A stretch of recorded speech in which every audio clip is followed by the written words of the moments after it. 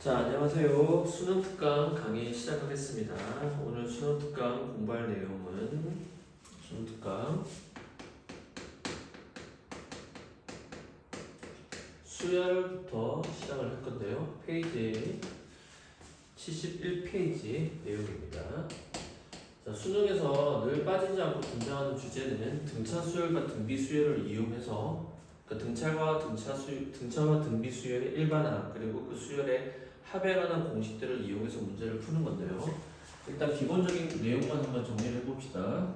자, 일단 등차 수열이라고 하는 것은 어떤 수가 규칙적으로 더해지는 수열을 우리 등차 수열이라고 하고, 그 등차 수열의 일반항 AN이라는 것은 첫째 항 더하기 n-1의 공차 D다 이렇게 쓰겠죠. 그래서 이 AN을 정리하게 되면, 자, 첫째 항은 값이 변하지 않겠죠.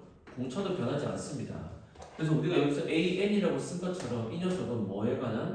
n에 관한 1차식이 될 것이고, D 곱하기 n 더하기 첫째 항 빼기 D라고 하는 n에 관한 1차식으로 정리를 할 수 있겠습니다. 그렇게 되면 이 녀석은 n에 관한 1차 함수랑 구조가 같아지게 되고, 즉 1차 함수로 생각했을 때 그 기울기의 값이 무엇이랑 똑같다? 공차랑 같다라고 하는 것이 가장 중요한 개념이 되겠습니다. 그러니까 우리가 등차 수열이라는 것은 첫 항부터 시작해서 n번째 항까지를 계속해서 더해가는 건데, 그러니까 n번째 항까지 공차가 계속 더해져서 가는 건데, 예를 들어서 A10이라는 것은, 즉 10번째 항이라는 것은 첫 번째 항에다가 공차를 몇 번 넣는 거야? 9번 넣는 거지. 그러니까 건너뛴다고 생각하시면 돼요. 첫째 항, 둘째 항, 셋째 항이 있다고 생각하면 첫째 항에서 셋째 항까지 갈 때 공차가 몇 번 더해야 돼? 2번 더해야 되잖아. 그러니까 첫 번째 항부터 시작해서 10번째 항까지 간다는 건 공차가 9번 더해진다는 뜻이죠. 그런데 이 녀석을 흔들어 버리면, 흔든다는 건 뭐냐면, 굳이 첫째 항이 A1, 첫 번째 항이 아니어도 됩니다. 두 번째 항부터 시작해도 돼. 그러면 공차가 몇 번 더질까? 한 번 건너뛰는 게 횟수가, 점프 횟수가 줄어들게 되지? 그럼 몇 D? 8D. 또는 세 번째 항부터 시작하게 되면 7D가 되겠죠. 그래서 여기서 핵심적인 개념이 뭐냐면, 첫째 항과 공차가 결국 변하지 않는 값이어서 n에 관한 1차식이라고 선생님이 얘기를 했었는데, 그 n에 관한 1차식 중에서 첫째 항과 공차 중에서 첫째 항 역시 꼭 고정된 값일 필요는 없다는 거지. 왜? 10번째 항까지 가는 게 목표인데 첫째 항부터 시작하지 않아도 된다는 거야. 즉, 두 번째 항부터 시작하거나 세 번째 항부터 시작해도 상관이 없다는 거죠. 즉 무슨 뜻이냐? 첫 번째 항에서 공차가 9번 더해지면 그 1-9가 누구다? 10이 되는 규칙만 따지면 된다는 거야. 10 이렇게 됐지. 그러니까 예를 들어서 A7부터 시작한다. 10번째 항까지 가고 싶다. 몇 D? 공차가 3번만 더해주면 된다. 이런 뜻이 되겠습니다. 그래서 최종적으로 가장 중요한 것은 누구다? 공차 D의 값은 절대 변하지 않을 것이라는 이 D에 대한 뜻이고, 그 D는 1차 함수인 기울기랑 같다. 그러니까 기울기를 우리가 어떻게 구해? x의 증가량 분의 y의 증가량으로 구하는 것처럼, 공차라는 건 예를 들어서 세 번째 항에서 첫 번째 항까지 사이의 값은 a3 빼기 a1 요거랑 같다. 이게 등차 수열 일반하면서 가장 중요한 내용입니다. 그리고 또 하나 중요한 게 뭐냐? 무슨 중항? 등차 중항이라는 개념이 있죠. 등차 중항은 뭐죠? 자, 항이 이렇게 B, C 세 개의 항이 등차 수열을 이루고 있습니다. 그러면 가운데 항의 몇 배는? 2배는 앞뒤 더한 항이랑 같다는 거죠. 그러니까 예를 들어서 첫째 항, 둘째 항, 셋째 항이 있으면 가운데 항의 2배는 앞뒤 더한 거랑 같다. 근데 이게 꼭 여기만 성립되는 게 아니라, 만약에 A1, A2, A3, A4, A5라고 할게요. 자, 그러면 이렇게 등차 중항도 성립하겠죠. 이렇게 어떻게 되죠? 가운데 항의 2배는 앞뒤 더한 것과 같다. 이렇게도 성립되겠지만 또 어떻게도 성립되냐면, 이렇게 묶거든. 왜? 여기까지 간격이 두 칸씩 벌어졌으니까 첫째 항 더하기 5번째이다. 이렇게 원리도 성립되겠습니다. 그래서 여기서 성립된 규칙은 2 더하기 4, 1 더하기 5가 이거의 몇 배다? 2배다. 여기도 보세요. 1 더하기 3 더한 게 이거의 곱과 같죠. 그러니까 이렇게 생각하시면 됩니다. 덧셈의 원리가 적용된 게 누구다? 곱셈의 식 아닙니까? 왜? 2가 3번 더해진 게 2 곱하기 3이다. 이런 원리가 숨겨져 있습니다. 그래서 뭐 기본적인 설명을 선생님 늘 하는 거여서 등차 수열의 일반적인 개념을 좀 새롭게 우리가 해석을 한번 해보았습니다. 자, 그러면 이 문제를 이제 한번 설명을 한번 해보겠습니다. 수능에는 과연 어떻게 나올까? 자, 선생님이 이 강의는 지금 현재 고등학교 2학년 학생들도 들을 거고 고3 학생들도 물론 당연히 듣겠죠. 그래서 양쪽의 밸런스를 좀 맞추기 위해서 기본 개념을 잠깐 설명을 새롭게 하고 선생님 문제를 풀어볼 겁니다. 선생님이 한 페이지 강의를 찍고 또 멈췄다가 다음 강의 찍고 이렇게 해서 총 강의를 지금 현재로서는 예제편 강의 총 4장을 찍어낼 겁니다. 4페이지에 대한 설명을 할 건데 선생님한테 설명 듣기 전에 문제를 먼저 풀어보시고 선생님 강의를 들어주시면 좋겠습니다. 자, 첫 번째 페이지 71페이지 예제 3번부터 예제 3번이 아니죠. 예제 1번부터 시작하겠습니다. 자, 예제 1번 페이지 71페이지 예제 1번입니다. 자, 예제 1번은 밑에 답이 있지만 여러분이 답을 가리시고 지금 선생님 강의 듣기 전에 먼저 한번 풀어보세요. 자, 모든 항이 정수래. 자, 첫 번째 모든 항이 정수라는 등차수입니다. 자, 모든 항이 정수라는 말이 왜 나왔을까? 중요한 의미니까 나왔겠죠? 자, 그래서 옆에 공간에다가 필기를 한번 해보겠습니다. 자, 모든 항이 정수라는 뜻은 첫째 항도 당연히 정수일 것이고 공차 D도 당연히 정수여야지만 모든 항이 정수가 되겠죠. 생각을 해봅시다. 첫째 항이 1이었어요. 근데 공차가 2분의 1이면 1 더하기 2분의 1. 그럼 두 번째 항은 2분의 3이 되지? 그 다음 세 번째 항은 다시 2분의 3이나 2분의 1을 더하면 정수값이 나오겠지만 모든 항이 정수가 안 되겠죠. 바꿔도 마찬가지예요. 따라서 모든 항이 정수라는 것은 첫째 항과 D가 모두 다 정수라는 뜻입니다. 자, 그러면 옆에 공간에다 필기. 이런 표현처럼 등차 수열을 좀 특이하게 정해내리는 게 뭐냐? 모든 항이 정수일 때가 있고 모든 항이 양수라고 표현될 때가 있겠죠. 그럼 이 뜻은 무슨 뜻일까? 당연히 첫째 항도 0보다 크고 공차 D도 0보다 크다는 뜻이 되겠죠. 마찬가지 원리로 모든 항이 음수라는 뜻은 어떤 뜻이 될까요? 첫째 항도 음수고 공차도 계속해서 음수가 나온다는 뜻이 되겠습니다. 그러면 모든 항이 양수는 뭐 당연한 거야. 어렵진 않잖아. 음수도 이렇게 될 거잖아. 그러면 또 다른 중요한 내용이 뭐냐면 첫째 항이 음수지만 공차가 양수인 케이스를 한번 생각해 볼게요. 자, 첫째 항이 뭐라고? 음수인데 공차가 양수인 케이스. 그러면 얘는 봐봐. 함수로 생각하면 첫째 항이 음수야. 여기 있는 거 아니야? 공차가 양수가 계속해서 커질 거 아니야. 그러면 어디까지는 음수고 그 다음부터는 양수항이 나오는 형태가 되겠죠. 자, 1차 함수의 직선처럼 점들이 찍혀져 가는 겁니다. 이게 수열이라는 개념이거든요. 자, 그러면 첫째 항이 음수고 공차가 양수일 때 우리는 뭘 할 수 있냐? 처음으로 어떤 항이 뭐가 될 때 양수가 되는 항을 찾아낼 수 있겠죠. 처음으로 양수가 될 때. 자, 표현을 쓰자면 한글로 처음으로 양수가 될 때가 몇 번째냐? 라는 질문이 나올 거야. 근데 이 질문은 결국 처음으로 양수가 나오기 하기 전까지는 이제 좀 이따가 배우겠지만 모든 수열의 합이죠. 그 수열의 합의 무슨 값? 최소값 묻는 문제랑 관련이 될 거라는 거죠. 왜? 첫째 항부터 만약에 8번째 항에서 처음으로 양수가 나왔다는 건 7번째 항까지 다 더한 게 무조건 음수끼리의 총합이기 때문에 그 수열의 합에 최소값 묻는 질문이 될 거라는 거야. 그럼 마찬가지 원리로 첫째 항이 양수인데 공차가 음수라는 케이스가 있을 거 아니야? 그럼 이때는 X축이라고 생각하면 첫째 항이 양수인데 공차가 음수니까 계속 작아질 거야. 그럼 이렇게 되다가 처음으로 일반항 AN이 음수가 될 때를 질문할 것이고 그럼 이 질문의 뜻은 등차 수열합 SN의 무슨 값? 최대값을 묻는 질문과도 아주 밀접하게 연결이 되겠습니다. 당연하죠. 왜? 여기까지 양수끼리를 다 더했으니까. 그래서 이게 우리가 알아야 될 기본적인 개념들입니다. 기본적인 등차 수열에 대한 문제들. 여기서 이제 문제들이 어려운 문제들이 등장하게 되겠죠.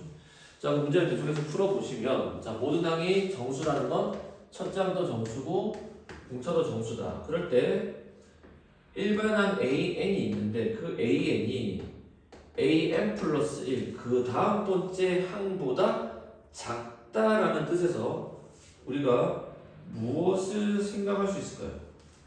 자, 모든 항이 정수인 상황인데 n번째 항이 AN 플러스 1, 그 다음 번째 항보다 작아졌다는 겁니다.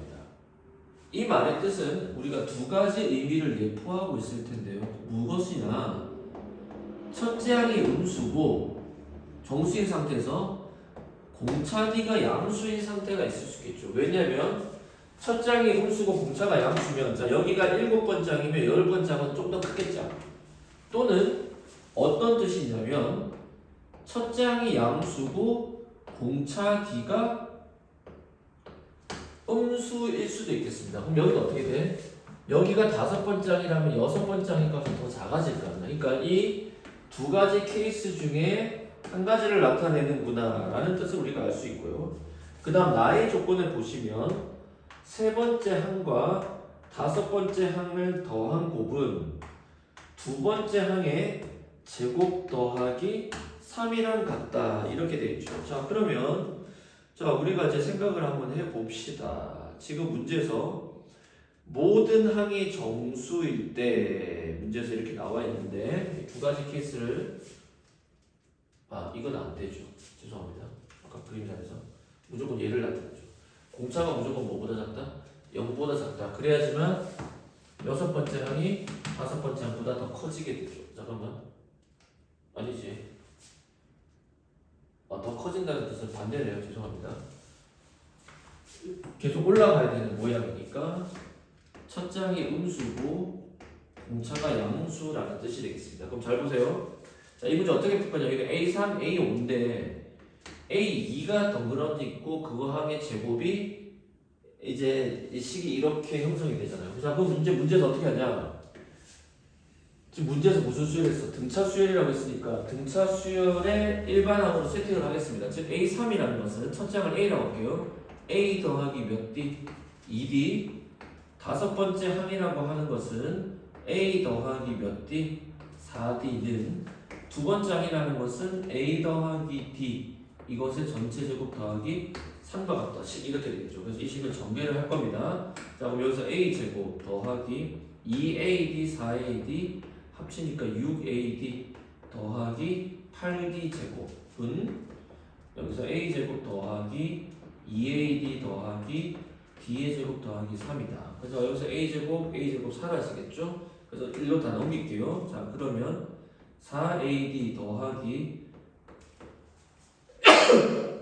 7D 제곱이라는 값이 얼마가 나와야 되지? 3이 나와야 되겠죠. 그러면 지금 문제에서는 둘 다 정수라고 했고 문자 두 개의 식은 하나밖에 안 나왔으니까 무슨 방정식? 부정 방정식. 따라서 D로 묶어냅니다. 자, 그러면 어떻게 돼?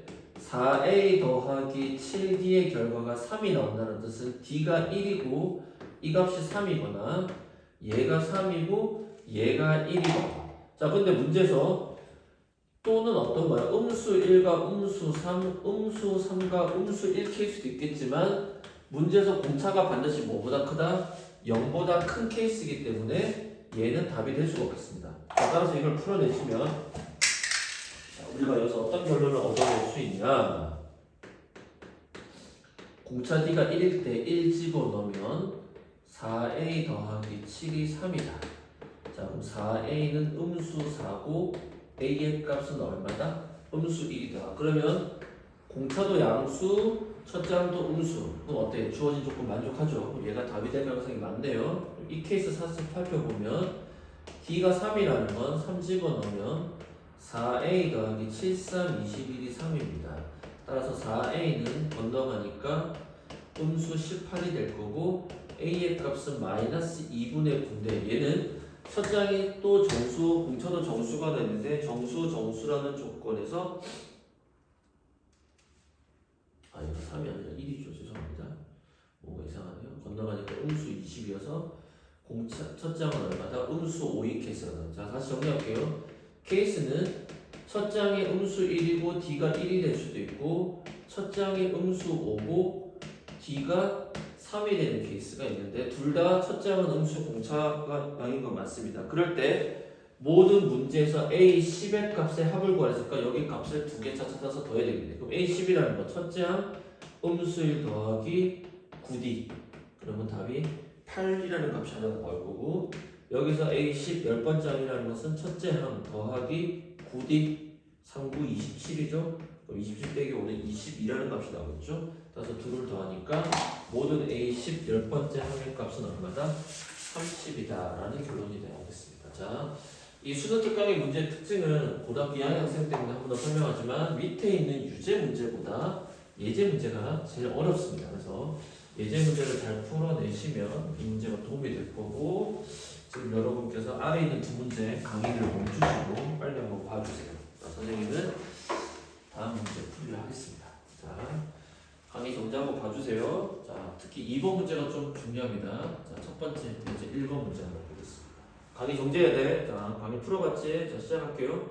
등차 수열이랍니다. 그리고 조건이 첫 번째 조건이 A6 더하기 A7 일곱 번째 한 가지의 값은 7이다. 이렇게 되죠. 그 다음에 A7 더하기 A8 여덟 번째 한 가지의 합은 얼마다?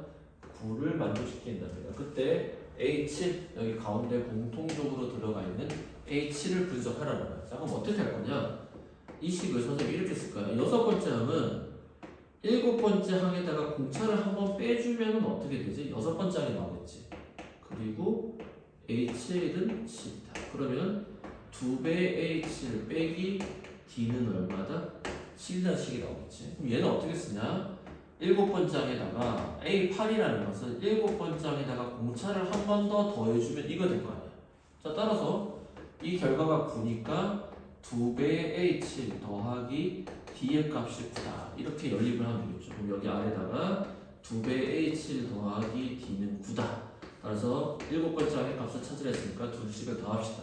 그럼 4배에 A7은 더하니까 16 A 일곱 번째 항의 값은 얼마다? 4다라는 결론을 간단하게 도출할 수 있겠습니다. 근데 이 문제를 고2나 또는 수준이 조금 떨어진다. 그러니까 내가 공부가 처음이다. 그럼 어떻게 푸냐? 어쩔 수 없어.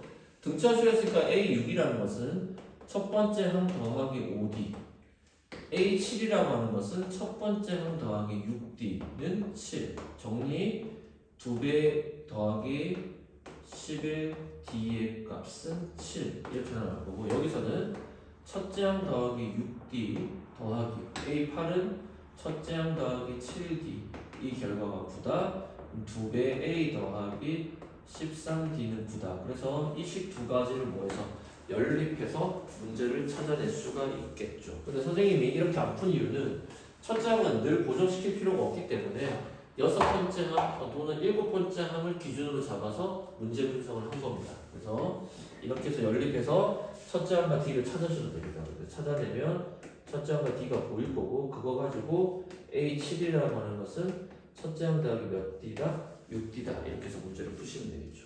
자, 그 다음에 두 번째 문제 보겠습니다. 2번.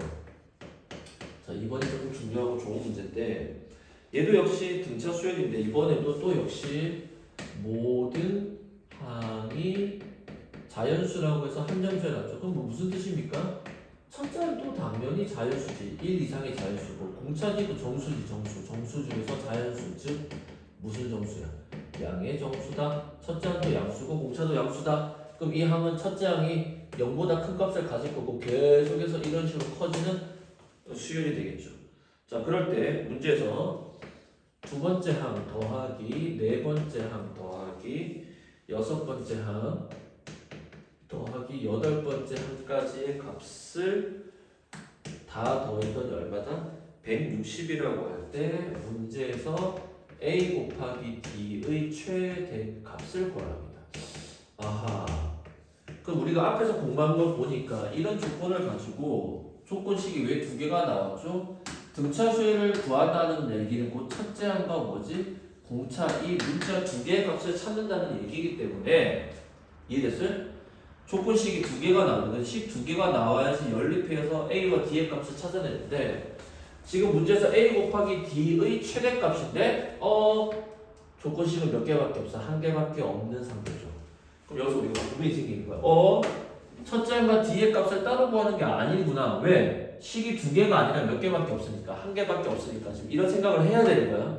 이거는 지금 수열과 아무런 관련 없이 여러분이 이런 문제를 봤을 때 해야 될 사고방식이라는 거예요. 자, 그러면 a 곱하기 d의 최대값을 구해야 돼. 선생님 늘 강조하지. 수학에서 최대 최소가 나오면 무조건 방향을 두 가지를 기본적으로 생각하셔야 됩니다. 마지막 한 가지 그래프의 접선의 기울기의 최대 최소가 나올 수 있겠지만 얘는 어쨌든 미분 쪽 파트가 나올 가능성이 더 많고 아니면 지수함수 로그함수 쪽의 가능성이 많습니다. 그럼 일단 기본적으로 수학에서 최대 최소가 나오게 되면 무조건 두 가지 방향. 하나는 뭐야? 그래프의 최대 최소. 두 번째는 뭐지? 산술기하. 지금 누굴까? 당연히 산술기하죠. 왜? 항이 자연수 아니야? 그럼 산술기하 언제 써주냐? 우리가 산술기하 옆에다 필기해볼까? 자, 우리가 산술기하 접근할 때 언제 써주지? 일단은 조건이 무슨 양수야? 두 양수일 때. 그럴 때 두 양수가 혹시 무슨 꼴이 아닌가? 역수꼴이 아닌가 생각해 주시고 그 다음에 물어보는 게 합의 무슨 값? 최소값 또는 곱의 무슨 값? 최대값을 묻는다면 이거는 백발백중 뭐다? 산술기하다. 이 세 가지 조건 중에서 두 가지 이상 만족하면 그렇습니다. 양수는 기본이고. 그래서 산술기하는 식이 어떻게 돼? 두 양수의 합은 크거나 같다. 2배 루트 이렇게 표현하잖아. 두 양수의 합은 2배 루트 두 양수의 곱과 같다. 그러면 주어진 식은 지금은 어떤 A7이나 A6이나 이런 걸 기준으로 생각하는 게 아니라 그냥 다 풀어야 돼. 그럼 얘는 A 더하기 D, A4는 A 더하기 3D, 얘는 A 더하기 몇 D, 5D, A8은 A 더하기 7D가 될 거고 그 결과의 값이 얼마다? 160이다. 자, 그럼 정리할게요. A형은 4개가 있습니다. D는 4D, 9D, 16D가 되겠죠? 이 결과의 값이 160이랍니다. 자, 그럼 4로 약분할게요. A 더하기 4D의 값은 4로 약분하니까 40이다. 그러면 문제에서 곱의 최대값이지. 여기가 D네. 곱의 최대값이니까 여기서 산술기하를 써주는 거야. 어떻게? A 더하기 4D는 크거나 같다. 2배 루트 두 양수의 곱. 자, 그럼 어떻게 돼? 이 결과의 값이 40 크거나 같다. 2배 루트 4AD. 자, 그럼 이 약분에서 20이 될 거고 양수 양변을 제곱해주니까 400 부등호 안 바뀌고 4AD. 따라서 AD는 4로 나누니까 100이지. 즉 AD는 누구보다? 100보다 작거나 같다. 따라서 지금 문제에서 A 곱하기 D의 최대값은 얼마다? 100이다. 그래서 만약에 문제가 여기서 뭐 학교 수능에서는 더 이상 안 나오겠지만 내신에서 조금 더 간다. 그러면 이게 최대가 될 때, 즉 A 더하기 D의 값이 최대가 될 때의 첫째 항과 D의 값을 물어볼 수가 있단 말이야. 그러면 우리가 산술기가 언제 등호가 성립하니? 두 양수가 서로 같을 때니까 A 이퀄 몇 D일 때? 4D일 때 등호가 성립한다. 따라서 A 이퀄 4D를 어디다 집어넣어? 여기다 집어넣죠. A 자리에 4D를 집어넣으면 8D는 40, D는 얼마지? 5가 나올 거고 D가 5니까 첫째 항은 얼마다? 20이다 라는 값이 나오겠죠. 즉 첫째 항이 20이고 D가 얼마일 때? 5일 때 우리는 A 곱하기 D의 최대값을 구해낼 수가 있겠습니다. 자, 잠깐 다음 강의 찍을게요.